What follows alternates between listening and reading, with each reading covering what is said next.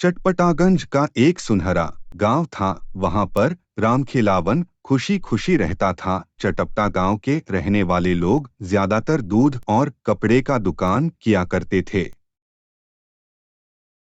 सब कुछ धीरे धीरे हो रहा है। आमदनी पहले से आधी गिर चुकी है। तुम हमसे चतुराई ना करो। गांव वालों को भले तुम बेवकूफ बना लो, पर मैं अच्छे से जानता हूँ तुमने खूब पैसे बटोर रखे हैं। मुझे ताज्जुब इस बात से हो रहा है। तुम इतने यकीन से कैसे कह रहे हो? रामखेलावन बेटा, तुम आ गए। दरअसल कुछ पैसे चाहिए थे। मैं खुद के पास में गांव में नेवता ले जा रहा हूँ। क्या है ना, उनके यहाँ लड़की की शादी है। कुछ तो ले जाना ही होगा। यह भी कोई कहने की बात है। यह लीजिए, कुछ पैसे न्योता पूरा कराई है। रामखेलावन और पिताजी बहुत ही खुश हैं। वहां से फिर रिश्तेदारों के पास चले गए। उनकी पत्नी रूपा देवी रामखेलावन से चढ़ गई। जब भी पिताजी को पैसे देने होते हैं, तुम हमेशा सरवन कुमार बन जाते हो। तुम तो मायके कुछ दिन पहले तो गई थी, और नता अटारी करना तो अच्छी बात होती है। क्या फायदा इस जैसे इज्जत का, जब घर और अनाज का कोई ठिकाना ही नहीं है। रामखेलावन के पत्नी का बात सुनकर वह वहां से चला जाता है। वह अपने दोस्त के रेलवे की तरफ जाकर मिलता है। वहां रेलवे पर कलुआ और रामखेलावन दोनों कोयला चुराकर बेचा करते थे। आओ रामखेलावन आओ, यही तो मैं राह देख रहा था। कलुआ, आज मैं तुम्हारे साथ कोयला चुराने के लिए नहीं आ सकूंगा। कोयला चुराने के लिए मालगाड़ी आनी चाहिए। पिछले 2 साल से कहाँ आई है। अब रेलवे स्टेशन भी कबाड़ हो चुका है। अस्पताल तो यहाँ से कोसों दूर है।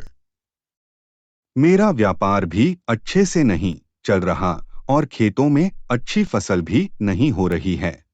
पता नहीं कौन सा कर्म हमारे ऊपर बोझ बनकर पड़ी हुई है।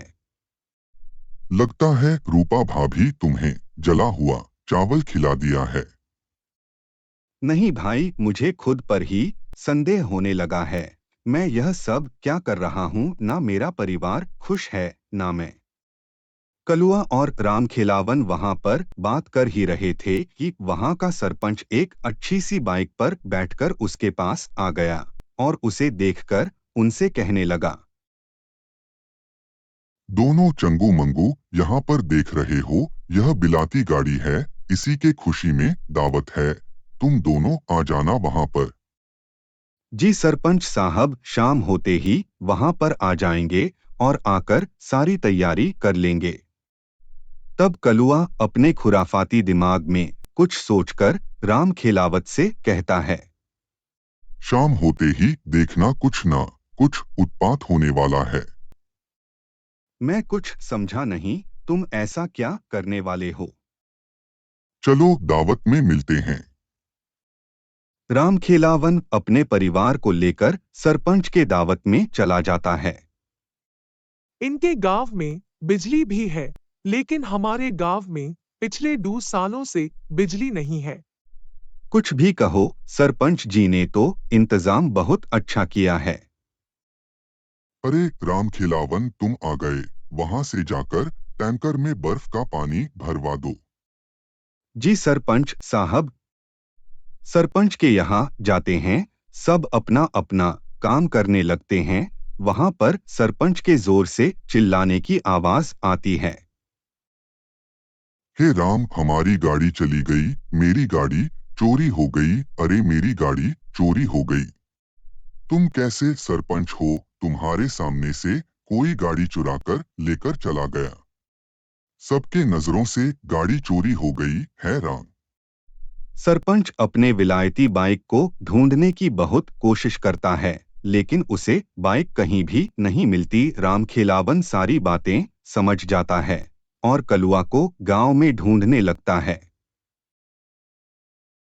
अरे तुम यहाँ हो? कितने दिनों से तुम कहाँ पर थे? पूरे 6 महीने से गायब हो, तुम्हारा कोई अता पता भी नहीं है।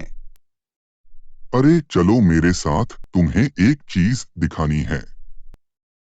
कलुआ रामखेलावन को उस रेलवे स्थानक पर चला गया और वहां जाकर सरपंच के गाड़ी को दिखाने लगा, जो रेलवे पटरी पर खड़ी थी और पूरी रेल लग रहे थे। आगे से मोटर बाइक से रेलवे के डब्बे गाड़ी में जुड़े हुए थे। उस मोटर बाइक के पूरे लोहे के थे, जैसे कि ट्रेन के हो।